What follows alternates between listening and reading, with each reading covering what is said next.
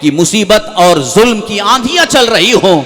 اور ایک مرد مومن مجاہد بن کر کے ان کے سامنے پہاڑ کی طرح مستحکم ہو کر کے ڈٹا رہے، وہ بڑی تیز آندھیوں کے سامنے بھی مرد مجاہد بن کر کے ڈٹا رہے گا۔ اور یاد رکھو، مصیبتیں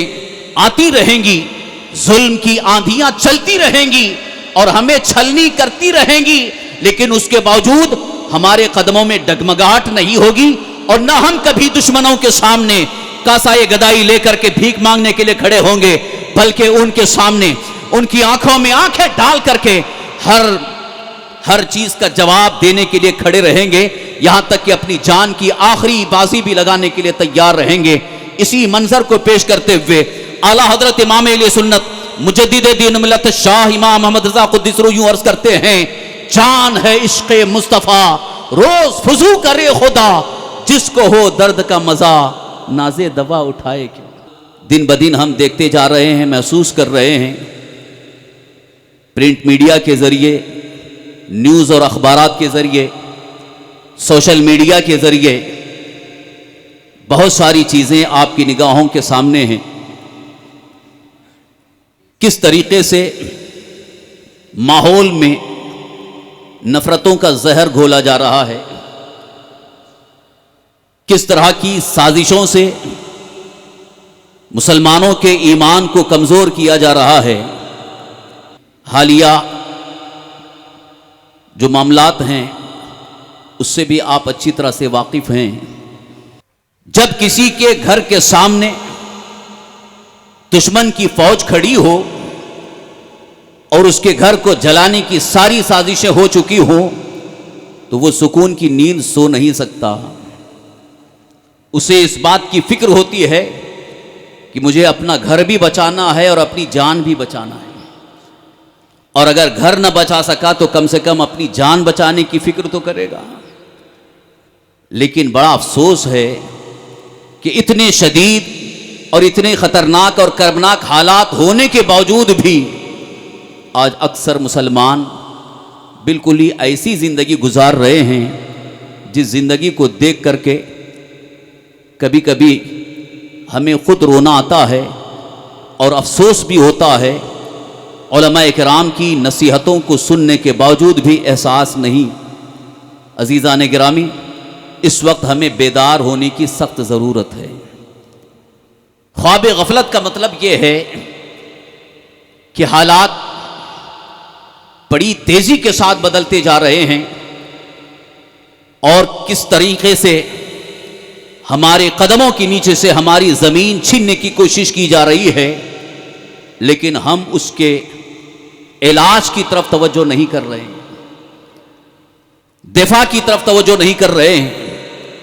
آج میں حدیث مصطفیٰ صلی اللہ تعالی وسلم کی روشنی میں اس کا ایک بہترین علاج اور اس کا ایک بہترین طریقہ عمل آپ کے سامنے عرض کرنا چاہوں گا۔ صحیح بخاری شریف کی حدیث، یہ حدیث مبارکہ جس کی ابھی میں نے خطبہ مسنونہ میں تلاوت کی، اللہ کے حبیب ہم سب کے آقا حضور سرور کائنات صلی اللہ تعالی علیہ وآلہ وسلم ارشاد فرماتے ہیں، ثلاث من کن فیہ وجد حلاوت الایمان، تین چیزیں جس کے اندر ہوں گی وہ ایمان کی مٹھاس پائے گا، ایمان کی لذت اسے ملے گی، ایمان کی مٹھاس اسے ملے گی جس کے اندر تین چیزیں ہوں گی۔ یہ ایمان کی لذت اور ایمان کی مٹھاس ملنے کا فائدہ کیا ہے؟ اصل جس منصوبے کی طرف میں آپ کو لے کے جانا چاہ رہا ہوں اس کی طرف توجہ کریں کہ حالات بدلنے کی بنیاد پر، ماحول متاثر ہونے کی بنیاد پر، ظلم و ستم کی آندھیاں چلنے کی بنیاد پر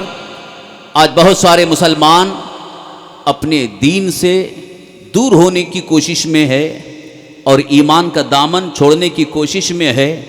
تو یہ ایمان کا دامن چھوڑنے کی وجہ کیا ہے؟ کیا یہ مصیبتیں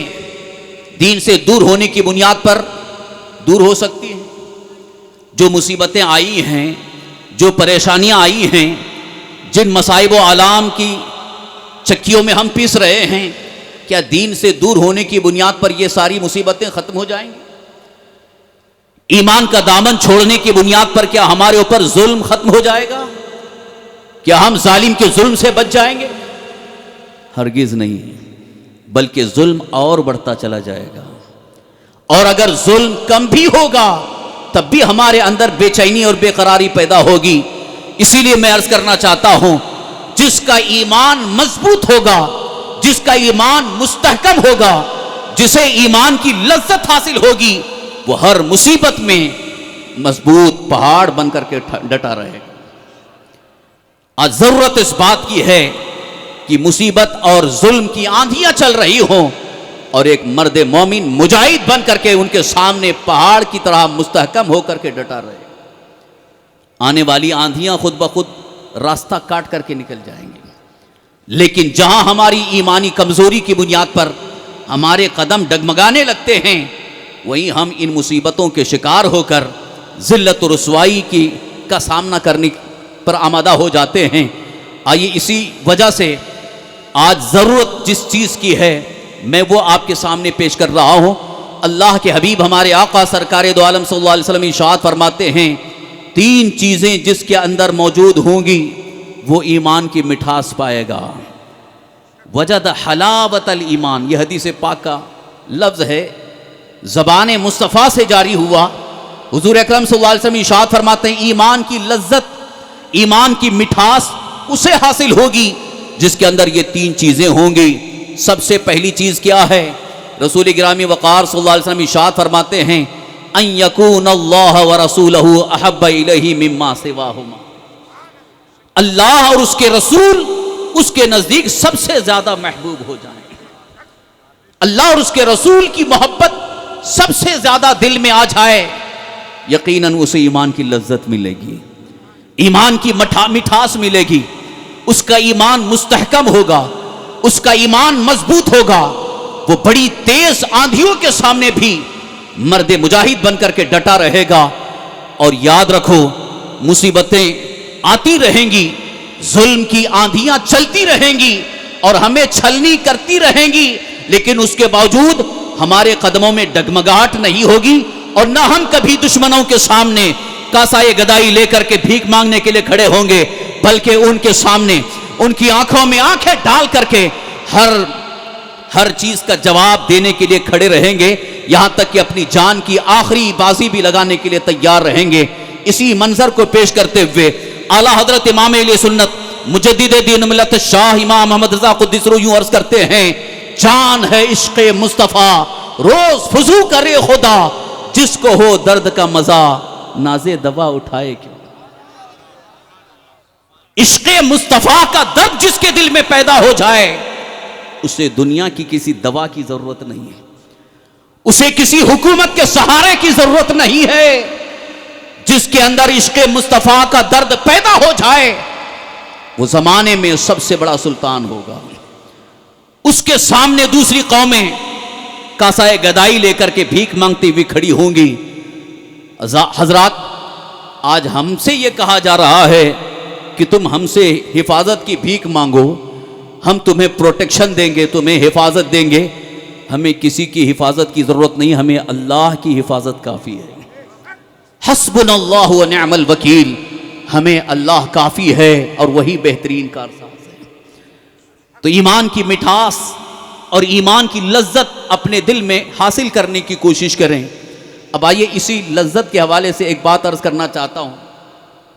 انسان بہت کماتا ہے اس لیے تاکہ اس کو اچھا کھانا ملے، اچھے کپڑے پہننے کو ملے، اچھا مکان ملے اور اچھی چیزیں استعمال کے لیے ملے، لیکن کمانے کے بعد بھی اچھے کھانے دسترخوان پر سجے ہوں لیکن زبان پہ ذائقہ ہی نہ ملے تو اس کے ان کھانے کا کوئی فائدہ ہی نہیں، لذت نہ ملے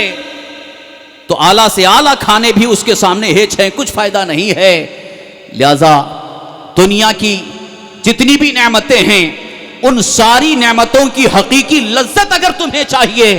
تو اللہ اور اس کے رسول کی سچی محبت دل میں ہونا چاہیے۔ اسی لیے جسے ایمان کی مٹھاس اور ایمان کی لذت حاصل ہو جاتی ہے، وہ اللہ تعالیٰ کی نعمتوں سے حقیقت میں سرفراز بھی ہوتا ہے اور اللہ تعالیٰ کی نعمتوں میں اضافہ ہوتا ہے اور اللہ تعالیٰ کی نعمتوں سے حقیقی معنوں میں وہ لطف اندوز ہوتا ہے اور اللہ تبارک تعالیٰ اس پر عطا کردہ نعمتوں میں اور اضافہ بھی فرماتا ہے۔ ایمان کی مٹھاس، ایمان کی لذت، یہ مومن کے لیے سب سے زیادہ اہم اور ضروری ہے۔ یہی وجہ تھی، یہی ایمان کی لذت، یہی ایمان کی مٹھاس صحابہ کرام کو حاصل ہو چکی تھی، جس کی بنیاد پر میدان جنگ میں جاتے ہوئے کبھی وہ پیچھے ہٹتے نہیں تھے بلکہ ہمیشہ قدم آگے بڑھاتے نظر آتے تھے۔ یہ ایمان کی مٹھاس اور ایمان کی لذت تھی کہ میدان بدر میں 313 پہنچے تھے، نہتے تھے، ہاتھوں میں ہتھیار بھی نہیں ہے، ظاہری اسباب بھی نہیں ہیں، لیکن صرف اور صرف ایمانی لذت کی بنیاد پر بارگاہ مصطفیٰ میں یوں عرض کرتے ہیں، یا رسول اللہ، ہم قوم موسیٰ کی طرح نہیں ہیں جو یہ کہے فَاذْهَبْ أَنْتَ وَرَبُّكَ فَقَاتِلَا، ہم آپ کے غلام با وفا ہیں، ہم آپ کے دائیں، آپ کے بائیں، آپ کے آگے پیچھے، ہم لڑیں گے، دشمنوں کا مقابلہ کریں گے، اپنی جانیں آپ کے قدموں میں قربان کریں گے۔ یہ ایمان کی لذت تھی، یہ ایمان کی مٹھاس تھی، جس کی بنیاد پر صحابہ اکرام رضوان اللہ تعالیٰ جن کو بدری صحابہ کہا جاتا ہے، جنگ بدر کے موقع پر صحابہ اکرام رضوان اللہ تعالیٰ نے جو عشق رسول کا مظاہرہ کیا تھا، آج بھی تاریخ کے اوراق میں سنہرے حرفوں میں لکھا جانے کے قابل ہے۔ عزیزان محترم، اسی ایمانی مٹھاس اور ایمانی لذت کی طرف آپ کی توجہ مبذول کرنا چاہتا ہوں۔ آج بھی اگر ہماری دلوں میں ایمانی لذت حاصل ہو جائے تو دشمن کا ظلم ہمیں ظلم نظر نہیں آئے گا۔ دشمن کی طرف سے بھیجی جانے والی مصیبتیں، یعنی مصیبتوں کا جو سلسلہ انہوں نے شروع کر رکھا ہے، انشاءاللہ العزیز اللہ تبارک تعالی ہمارے اندر قوت مدافعت بھی عطا فرمائے گا، قوت برداشت بھی عطا فرمائے گا، حلم اور تحمل بھی عطا فرمائے گا انشاءاللہ العزیز۔ ہر مصیبت کے وقت ہم ایمان کی حالت میں دشمنوں کے مقابل میں کھڑے رہیں۔ آج ضرورت اس بات کی اس لیے میں محسوس کر رہا ہوں، جہاں دین کی دعوت دینے اور اللہ تعالیٰ کے دین کے خلاف اٹھنے والی آندھیوں کے مقابل میں کھڑے ہونے کی بات آتی ہے تو اکثر دم دبا کے بھاگتے نظر آتے ہیں، لومڑی بن جاتے ہیں۔ لیکن جہاں صرف اپنے مفاد کی بات ہوتی ہے، اپنے جائیداد اور اپنی پراپرٹی کی بات آتی ہے، تو وہاں تو سب کچھ اپنا جوش اور اپنی جواں مردی دکھانے کے لیے تیار ہو جاتے ہیں۔ لہذا اسی طرف آپ کی توجہ چاہ رہا ہوں کہ آج اللہ کے مقدس دین کی حفاظت کے لیے ہماری توجہ کیوں نہیں ہے؟ اگر توجہ اس طرف ہو جائے تو پھر ہماری جان کی حفاظت بھی اللہ فرمائے گا اور مال کی حفاظت بھی اللہ تعالیٰ فرمائے گا۔ اللہ ہمارے لیے کافی ہے۔ تو میں یہ عرض کر رہا تھا، ایمان کی مٹھاس اور ایمان کی لذت جس کے اندر ہوگی، وہ ہر مصیبت کے وقت ایمانی حالت میں صحیح معنوں میں سرکار دو عالم صلی اللہ علیہ وسلم کا سچا غلام باوفا بن کر ہر موڑ پر، ہر قدم پر کھڑا رہے گا اور دنیا دیکھ کر کے کہے گی، یہ فاقہ کش جو موت سے ڈرتا نہیں ذرا، روح محمد اس کے بدن سے نکال۔ یہ ڈاکٹر اقبال نے اس موقع پہ کہا تھا جب انگریزوں نے ایمانی قوت کو ختم کرنے کے لیے پلان بنایا تھا، ایمان والوں کی کمزوری کو ڈھونڈنے کی کوشش کی تھی، ایمان والے کہاں کمزور ہوتے ہیں، مومنوں کو کہاں شکست دی جا سکتی ہے، ایمان والوں کو کہاں زیر کیا جا سکتا ہے۔ انگریزوں نے یہ پلان ڈھونڈا تھا اور اس پلان کے تحت انہوں نے اس نقطے کو حاصل کیا اور اس تجویز کو پاس کیا کہ جب تک ایمان والوں کے دلوں میں عشق رسول کی شمع روشن ہے، محبت رسول میں سرشار ہیں، ان کے دلوں میں اللہ کے حبیب صلی اللہ علیہ وسلم کی سچی محبت ہے، وفاداری کا جذبہ ہے، انہیں کبھی زیر نہیں کیا جا سکتا، انہیں کبھی ختم نہیں کیا جا سکتا، انہیں کبھی ہم ہرا نہیں سکتے۔ اس لیے انہوں نے ایمانی قوت کو کمزور کرنے کے لیے دوسرے ہتھیار اور دوسرے حربے استعمال کرنا شروع کر دیا۔ وہ کون سا ہتھیار جو انگریزوں نے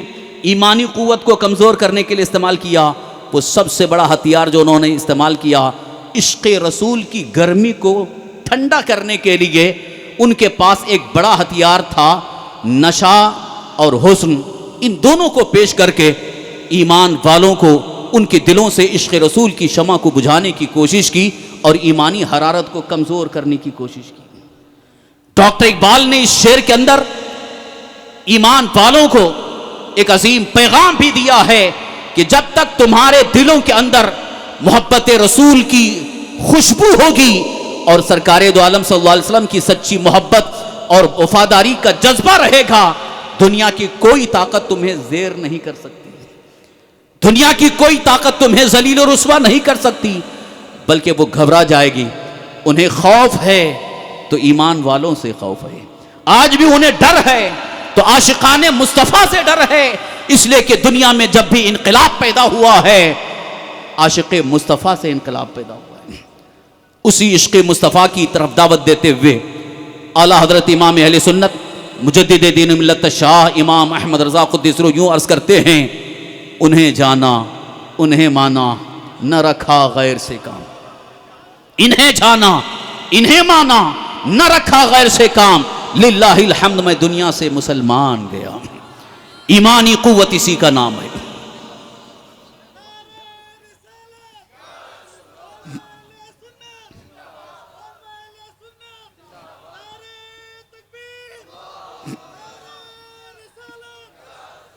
حضرات،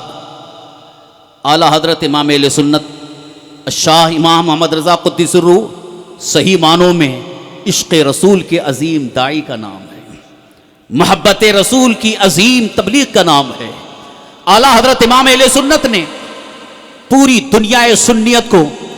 بلکہ عالم اسلام میں یہ پیغام نشر کیا ہے کہ حقیقت میں ایک مومن کی کامیابی کا سب سے بڑا راز عشق مصطفیٰ ہے، حقیقت میں کامیابی کا راز عشق مصطفیٰ ہے۔ اس لیے دعا بھی کرتے ہیں تو یوں عرض کرتے ہیں، جان ہے عشق مصطفیٰ روز فزوں کرے خدا، یعنی عشق مصطفیٰ ہی ہماری جان ہے، عشق رسول ہی ہماری اصل جان ہے، اور اللہ تعالیٰ اسے روز اس میں اضافہ فرمائے، روز فزوں کرے خدا، اللہ اس میں اضافہ فرمائے۔ آج دنیا کے مسلمان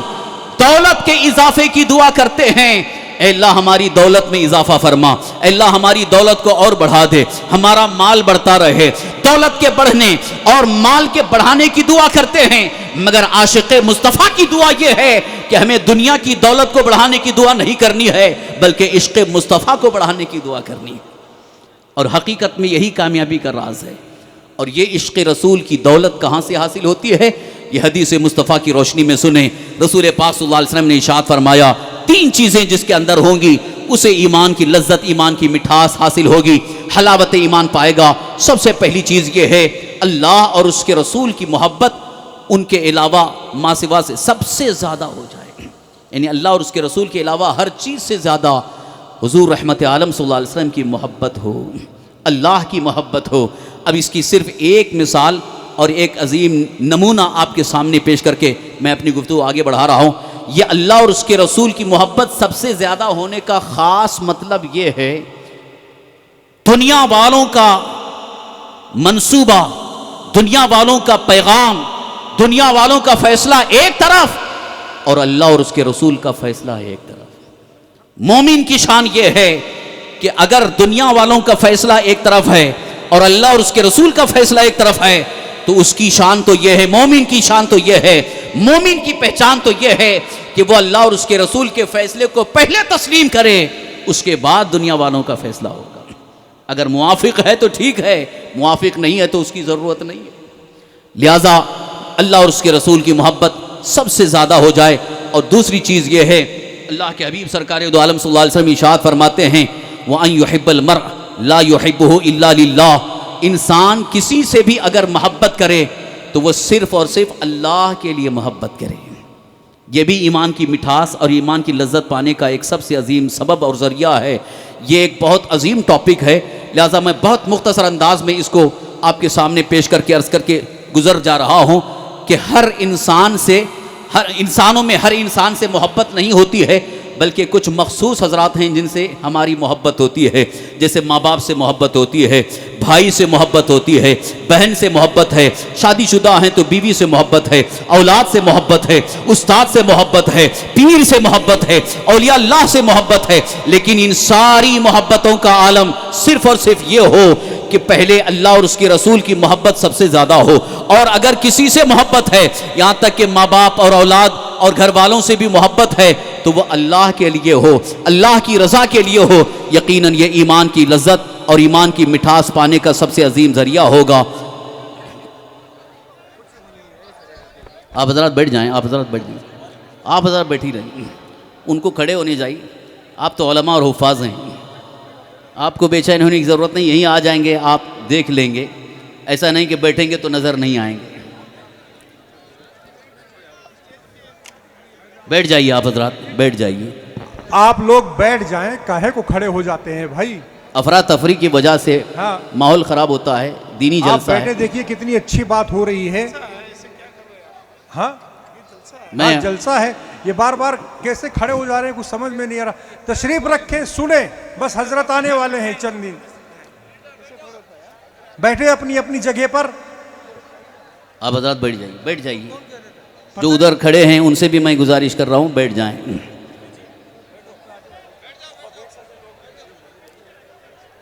ابھی میں یہی کہہ رہا تھا کہ اللہ اور اس کے رسول کا فرمان سننے کے لیے لوگ تیار نہیں،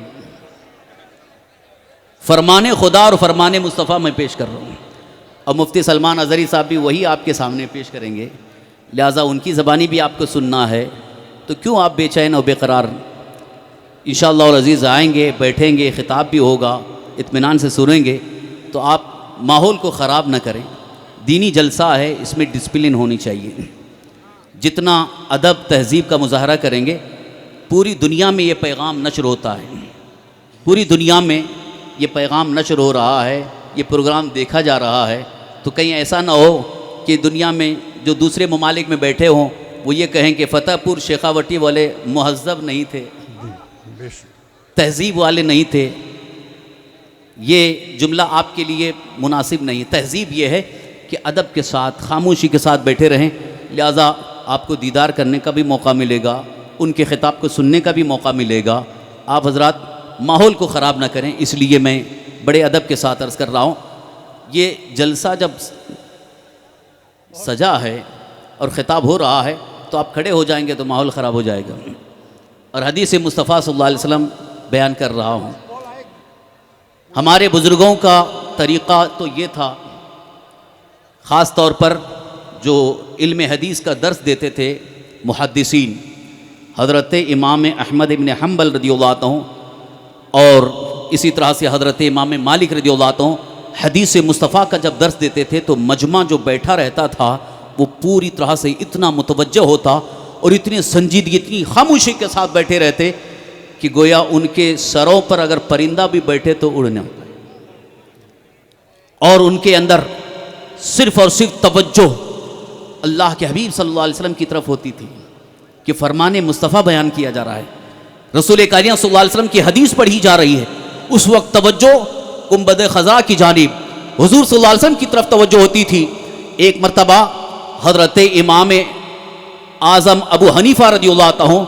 درس حدیث پیش کر رہے ہیں اور اوپر سے سانپ گرا، زہریلا سانپ گرا، مگر ان کے اندر کوئی ہچکچاہٹ نہیں ہوئی، بے چینی اور گھبراہٹ نہیں ہوئی، بلکہ بڑے ادب کے ساتھ حدیث مصطفیٰ بیان کرتے رہے، اور پھر بیان کر کے آپ جب فارغ ہوئے تو وہ سانپ خود بخود ادھر سے نکل گیا۔ یہ حدیث مصطفیٰ کا ادب بتا رہا ہوں۔ رسول کائنات صلی اللہ تعالی وسلم کے فرمان کو جب پڑھا جائے، پیش کیا جائے اور آپ کو سننے کا موقع ملے تو آپ کی توجہ گنبد خضرا کی جانب ہو، سرور کائنات صلی اللہ تعالی وسلم کی محبت میں سرشار ہو کر عشق رسول کی گرمی محسوس کرتے ہوئے فرمان رسول کو سننے کی کوشش کریں۔ ادھر توجہ کریں، انشاءاللہ بہت جلد ابھی آنے والے ہیں، آ جائیں گے، وہ جب آ جائیں گے تو خطاب انہی کا شروع ہوگا، بس آخری گفتگو سن لیں توجہ کے ساتھ۔ تو میں جو حدیث مصطفیٰ پیش کر رہا ہوں یہ اس کے آخری الفاظ، اللہ کے حبیب سرکار دو عالم صلی اللہ علیہ وسلم نے ارشاد فرمایا کہ 3 چیزیں جس کے اندر ہوں گی اسے ایمان کی مٹھاس اور ایمان کی لذت ملے گی۔ 2 چیزوں کو میں نے بیان کر دیا، ایک تو یہ ہے کہ اللہ اور اس کے رسول کی محبت سب سے زیادہ ہو،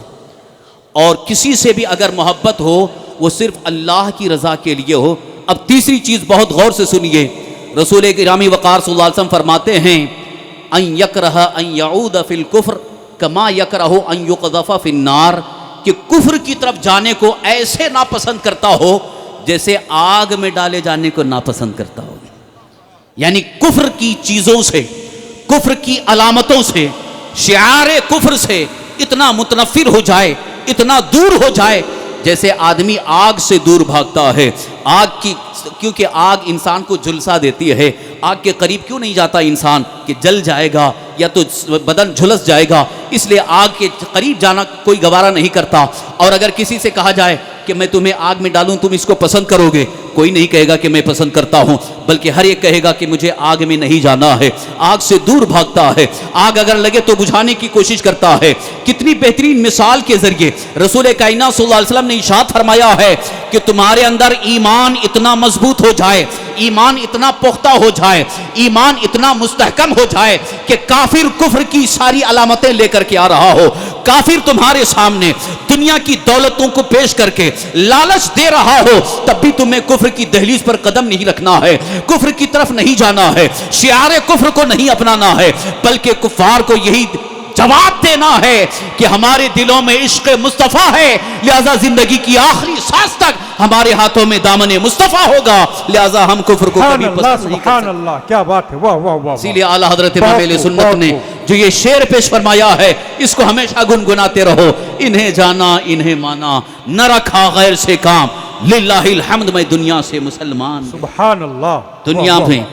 زندگی کی آخری سانس تک ایمان پر ثابت قدم رہنا ہے.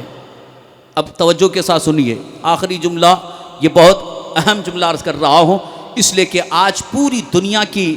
جو ساری طاقتیں ہیں،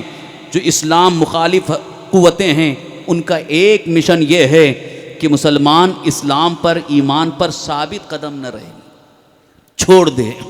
ایسے حالات بنائے جائیں. لیکن اعلیٰ حضرت امام اہل سنت کیا عظیم پیغام دے رہے ہیں، اور ہماری بھی توجہ اور ہماری آرزو اور ہماری تمنا یہی ہونی چاہیے کہ زندگی کی آخری سانس تک ہم ایمان پر قائم رہیں. بتائیے آپ کی توجہ ہے، آپ کی آرزو ہے، آپ کی تمنا ہے کہ نہیں؟ زندگی کی آخری سانس تک ایمان پر ثابت قدم رہنا ہے. ایمان پر ثابت قدم رہنے کی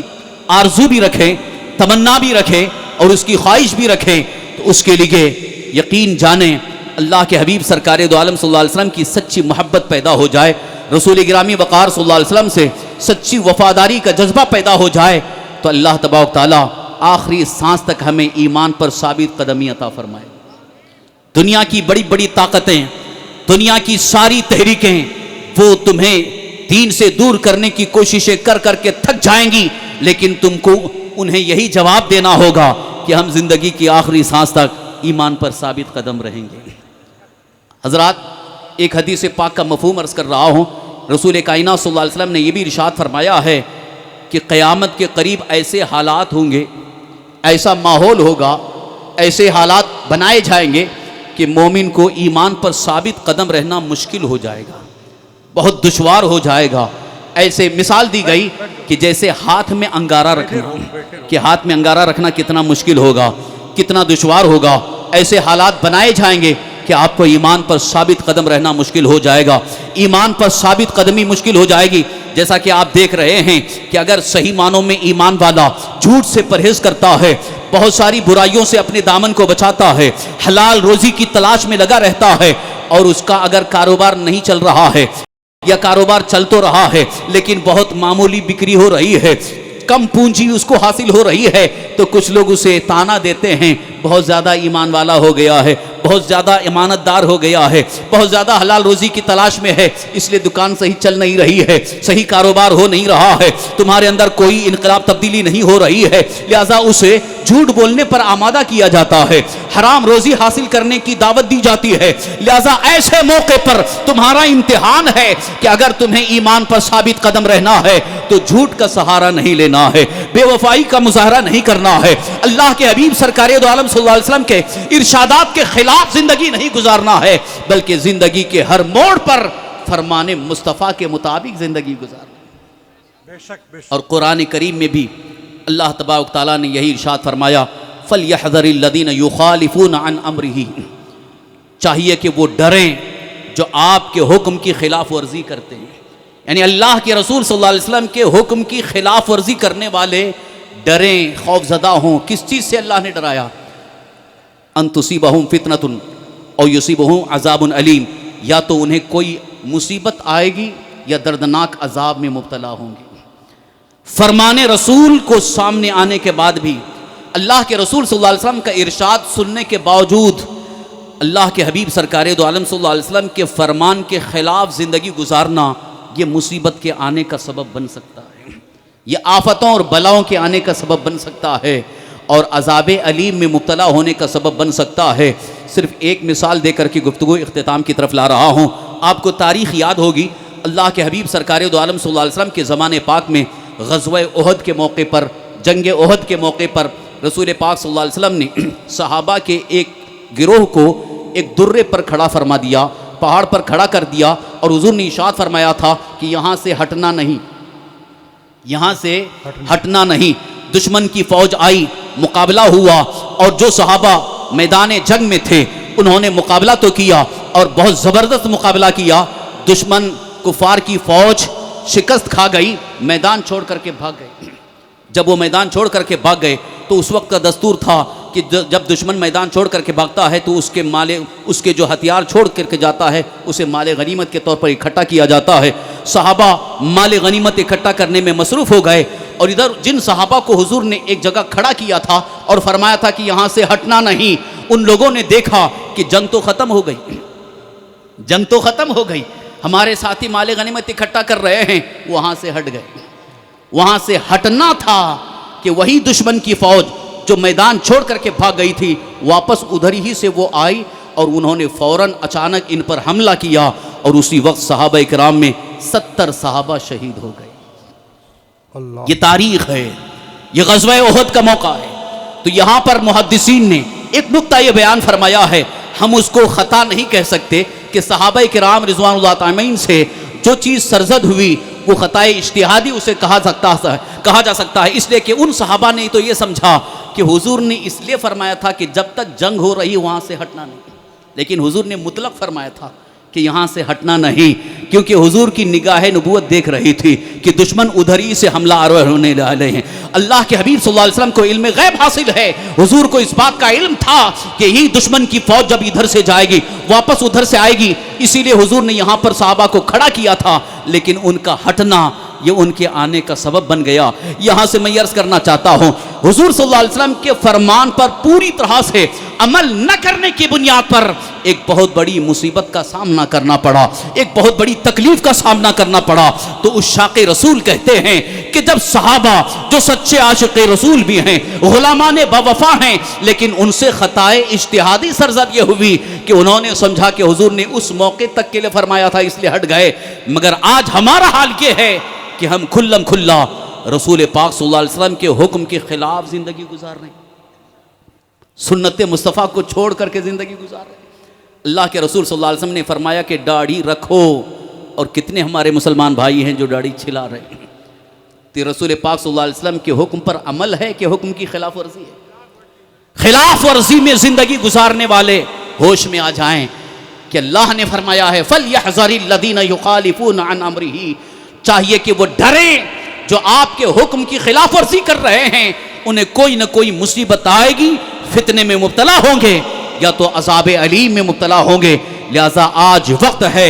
اللہ تعالیٰ نے زندگی عطا فرمائی ہے، تو اسی زندگی میں اپنی زندگی کے آخری سانس تک فرمان رسول صلی اللہ علیہ وسلم پر عمل کرنے کی کوشش کریں. کوشش کریں گے آپ حضرات؟ زور سے بولیے. اللہ کے رسول صلی اللہ علیہ وسلم کے فرمان پر پوری طرح سے ہم عمل کرنے کی کوشش کریں گے. اسی کو اطاعت رسول، اطاعت مصطفیٰ کہا گیا. اور جو اللہ کے رسول صلی اللہ علیہ وسلم کی صحیح معنوں میں اطاعت و فرمانبرداری کر لیتا ہے وہ یقیناً اللہ کا فرما بردار ہے. وَمَن يُطِعِ الرَّسُولَ فَقَدْ أَطَاعَ اللَّهَ، جس نے رسول پاک صلی اللہ علیہ وسلم کی اطاعت اور فرما برداری کر لی اس نے گویا اللہ کی اطاعت کر لی. اور جس نے اللہ اور اس کے رسول کی اطاعت اور فرما برداری کر لی، اللہ تعالیٰ ارشاد فرماتا ہے وَمَن يُطِعِ اللَّهَ وَرَسُولَهُ فَقَدْ فَازَ فَوْزًا عَظِيمًا، جس نے اللہ اور اس کے رسول کی اطاعت اور فرما برداری کر لی وہی سب سے بڑا کامیاب ہے. بے شک. آج ہم کامیابی کہاں ڈھونڈ رہے ہیں؟ دولت میں، مال میں، اقتدار میں، جائیداد میں، ظاہری عزت و شوکت میں یہ کامیابی تلاش کر رہے ہیں، اور اللہ تعالیٰ تو فرماتا ہے جو صحیح معنوں میں اللہ اور اس کے رسول کی اطاعت کر لے وہی سب سے بڑا کامیاب ہے۔ آج ہمیں اس بات کا عہد لے کر کے جانا ہے۔ آج سرکار مدینہ کانفرنس کی اس عظیم مجلس سے، دارالعلوم سلطان الہند کے اس عظیم اجلاس سے آپ کو یہ پیغام لے کر کے جانا ہے، اور آپ کو یہ عہد کر کے جانا ہے کہ ہم خود بھی اور اپنے گھر والوں کو اللہ اور اس کے رسول کی محبت میں سرشار کرنے کی کوشش بھی کریں گے، اور اللہ اور اس کے رسول کے حکم پر عمل کرنے والا بنانے کی کوشش کریں گے۔ کوشش کریں گے آپ حضرات؟ آپ نے جو کہا انشاءاللہ اللہ نے سن لیا، لیکن اب آپ کو اس پر قائم بھی رہنا ہے۔ ایسا نہ ہو کہ ادھر کہہ کے جا رہے ہیں اور پھر ادھر وہی پرانی زندگی، جیسے پہلے حالات تھے ویسے ہی حالات۔ اب حالات کو بدلنے کی ضرورت ہے، اب ماحول کو تبدیل کرنے کی ضرورت ہے، اور جو دنیا کے جو حالات ہمارے سامنے ہیں ان حالات سے متاثر ہو کر ہم خلاف رسول زندگی گزارنے کی کوشش نہ کریں، بلکہ اللہ اور اس کے رسول کی اطاعت و فرمانبرداری میں زندگی گزارنے کی کوشش کریں، کیونکہ ہماری زندگی کتنی ہے وہ اللہ ہی بہتر جانے۔ اگر ہم یہ سوچ رہے ہوں کہ ہم اللہ اور اس کے رسول کی اطاعت اور فرمانبرداری میں زندگی گزاریں گے تو شاید ہمارے اوپر اور بڑی مصیبتیں آ جائیں گی۔ یہ شیطانی وسوسہ ہے، یہ شیطانی خیال ہے۔ ایسا خیال نہ رکھیں، بلکہ یہ سوچیں کہ زندگی تو ہماری جتنی اللہ نے لکھی ہے اتنی تو ہمیں زندگی گزار کر کے جانا ہے، اور ہر ایک کو دنیا سے جانا ہے، ہر ایک کو دنیا سے جانا ہے۔ کل من علیہا فان ویبقى وجہ ربک ذو الجلال والاکرام۔ زمین پر کائنات میں جو بھی ہے سب کو فنا ہونا ہے، سب فنا ہو جائیں گے، چاہے وقت کا نمرود ہو، وقت کا فرعون ہو، صاحب اقتدار ہو،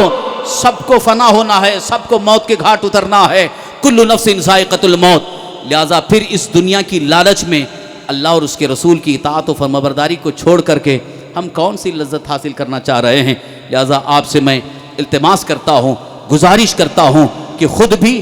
اور اپنے گھر والوں کو سرکار مدینہ صلی اللہ تعالی وسلم کی سچی محبت میں سرشار کرنے کی کوشش کریں، اور حضور صلی اللہ علیہ وسلم کے فرمان پر عمل کرنے کی کوشش کریں۔ ابھی جو حدیث پاک میں نے پیش کی ہے اس میں جن چیزوں کی طرف میں نے آپ کی توجہ مبذول کی ہے وہ 3 چیزوں کو یاد رکھیں۔ ان چیزوں کی وجہ سے انشاءاللہ العزیز آپ کو ایمان کی لذت اور ایمان کی مٹھاس ملتی رہے گی۔ کوشش کرنا ہمارا کام ہے، اور نعمت ایمان اور ایمانی لذت عطا فرمانا یہ اللہ تعالیٰ کا فضل و کرم ہے۔ اللہ تعالیٰ جسے چاہے اپنا فضل عطا فرمائے، اللہ تعالیٰ جسے چاہے اپنے فضل و کرم سے نوازے، اور ہم سب اللہ تعالیٰ کے فضل و کرم کے محتاج ہیں۔ انشاءاللہ العزیز ہمیں اس بات پر صرف امید ہی نہیں بلکہ یقین کامل ہے کہ سرکار دو عالم صلی اللہ تعالی وسلم کے وسیلے سے ایمانی حرارت کی بنیاد پر اللہ تعالیٰ ہمیں بے شمار نعمتوں سے نوازے گا۔ حفاظت کی بات آئی ہے، چونکہ اس وقت کے حالات کے پیش نظر ہمارے کچھ احباب ہم سے یہ کہتے نظر آتے ہیں کہ اس وقت مسلمان قسم پرسی کے عالم میں ہے، ہر طرف سے پریشانیاں ہیں، ظالم ظلم کرتے جا رہے ہیں، یہاں تک کہ ہمارے نہ گھر محفوظ ہیں نہ ہماری مسجدیں محفوظ ہیں، ہماری جان محفوظ نہیں ہے، تو حفاظت کیسے ہوگی؟ حفاظت کا کیا راستہ ہو سکتا ہے؟ تو حدیث مصطفیٰ صلی اللہ علیہ وسلم ہی کی روشنی میں عرض کر رہا ہوں، صحابہ کرام کا نظریہ،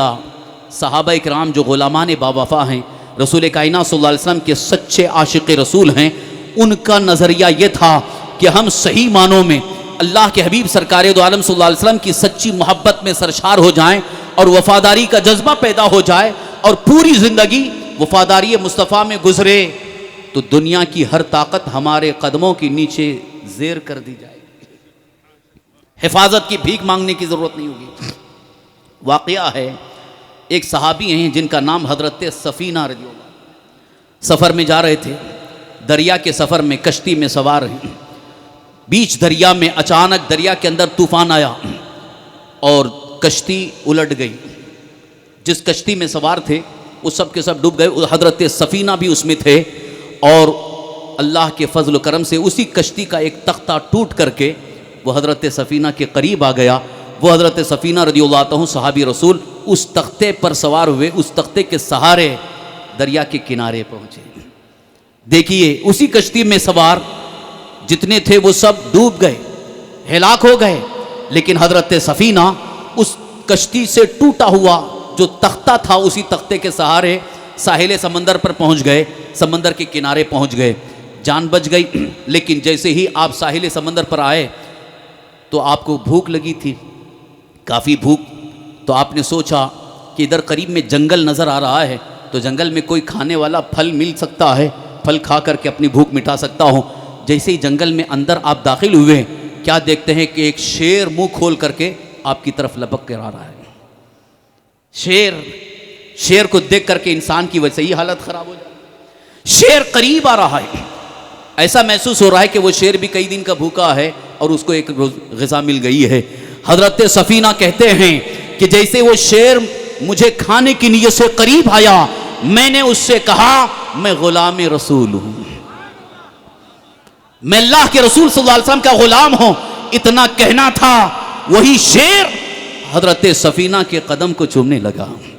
قدم کا بوسہ دینے لگا، اور پھر وہی شیر حضرت سفینہ کو جنگل سے باہر بستی میں جانے کا راستہ بتا رہا ہے کہ اس راستے سے آپ جائیں۔ حضرت سفینہ رضی اللہ عنہ نے جو واقعہ بیان فرمایا، اس واقعے سے محدثین فرماتے ہیں یقیناً اللہ کے رسول صلی اللہ علیہ وسلم کا سچا غلام باوفا صحیح معنوں میں عاشق رسول ہے، تو دنیا کی ہر مخلوق اسے پہچانتی بھی ہے کہ یہ واقعی غلام رسول ہے، لہذا ہر مخلوق اس کی عزت کرتی ہے، اس کا احترام کرتی ہے۔ لہذا آج اگر دشمن تمہارے سامنے تمہیں نیست و نابود کرنے کی کوشش میں لگا ہے، لیکن آپ کو صحیح معنوں میں عاشق مصطفیٰ بن کر حضور صلی اللہ علیہ وسلم کی غلامی کا مظاہرہ کرنا ہے۔ صحیح معنوں میں غلامی مصطفیٰ کا مظاہرہ کرو، انشاءاللہ العزیز دنیا کی جتنی طاقتیں تمہیں نیست و نابود کرنے کی کوشش میں لگی ہوئی ہیں وہ خود بخود ختم ہوتی چلی جائیں گی، اور اسلام کا پرچم بلند ہوتا رہے گا، اللہ کے دین کا پرچم بلند ہوتا رہے گا۔ اب آخر میں فرمان رسول صلی اللہ علیہ وسلم کی روشنی میں ایک اور پیغام دے کر کے میں اپنی گفتگو ختم کر رہا ہوں۔ پیغام مصطفیٰ صلی اللہ تعالی وسلم، چونکہ دارالعلوم کا اجلاس ہے، سالانہ جلسہ دستار حفظ و قرأت کا اجلاس ہے، جلسہ عالمیت کا اجلاس ہے، جہاں پر بہت سارے عالم بن کر کے فارغ ہو رہے ہیں، یہاں سے حافظ و قاری بن کر کے فارغ ہو رہے ہیں۔ اس منظر کو بھی آپ نے دیکھا۔ اللہ کے حبیب سرکار دو عالم صلی اللہ علیہ وسلم کا ایک فرمان میں آپ کے سامنے پیش کر کے دعوت فکر دینا چاہتا ہوں کہ آپ بھی یہی فکر رکھیں کہ حضور صلی اللہ علیہ وسلم نے ارشاد فرمایا اغدو عالما او متعلما او صاحبا لہو او محبا لہو فلا تکن الخامس فتہلک، یا تو تم عالم بن جاؤ، یا تو عالم بن جاؤ، یا تو متعلم بنو یعنی علم حاصل کرنے والا بنو، یا عالم کا دوست بنو، یا عالم سے محبت کرنے والا بنو، پانچویں مت بنو، ہلاک ہو جاؤ۔ یہ فرمان رسول ہے، اللہ کے رسول صلی اللہ علیہ وسلم کی حدیث پاک ہے۔ کیا ارشاد فرما رہے ہیں؟ تمام امت مصطفیٰ کو، اپنے سارے غلاموں کو حضور یہ پیغام دے رہے ہیں کہ تم عالم بن جاؤ، یا متعلم بنو، یا عالم کا دوست بنو، عالم سے محبت کرنے والا بنو، پانچویں مت بنو، ہلاک ہو جاؤ گے۔ عالم سے محبت کرنے کی بات آئی تو الحمدللہ یہ ہمارے معاشرے میں محبت عالم کا جذبہ تو ہم نے محسوس کیا ہے، لہذا اور مزید اس کی طرف توجہ دلاتے ہوئے عرض کرنا چاہتا ہوں کہ عالم سے محبت کا ایک خاص مطلب یہ بھی ہو کہ عالم دین سے علم دین حاصل کرنے کی نیت بھی ہو، اور ان سے مسائل شرعیہ، شریعت مطہرہ کے احکام اور مسائل سیکھنے کی کوشش کریں، دین مصطفیٰ کو سیکھنے سمجھنے کی کوشش کریں، اس لیے کہ عالم دین سے اگر محبت ہے اور عالم دین کے دوست بن گئے تو انشاءاللہ العزیز جہالت کی وادی سے آپ نکل جائیں گے، جہالت کی وادی سے نکل کر کے علم کی روشنی میں آ جائیں گے، اور جہاں علم کی روشنی میں آ جائیں گے انشاءاللہ العزیز آپ کے اندر ایمانی لذت اور ایمانی مٹھاس بھی آپ کو حاصل ہوتی رہے گی، اور فرمان رسول صلی اللہ تعالی وسلم کی روشنی میں صحیح معنوں میں شریعت مصطفیٰ کے احکام پر عمل کرنے کا جذبہ بھی پیدا ہوگا، جو ہماری دنیا اور آخرت کی کامیابی کا سب سے عظیم راز ہے۔ اللہ رب العزت کی بارگاہ میں دعا ہے اللہ تعالی ہم سب کو صحیح معنوں میں سرکار دو عالم صلی اللہ علیہ وسلم کی سچی محبت عطا فرمائے۔ اللہ اور اس کے رسول کی سچی محبت عطا فرمائے، ایمانی لذت عطا فرمائے، علم دین حاصل کرنے کا جذبہ عطا فرمائے، دنیا اور آخرت کی کامیابی نصیب فرمائے، اور آخری سانس تک ہمیں ایمان پر ثابت قدمی کا جذبہ عطا فرمائے۔ وما علینا الا البلاغ المبین، وآخر دعوانا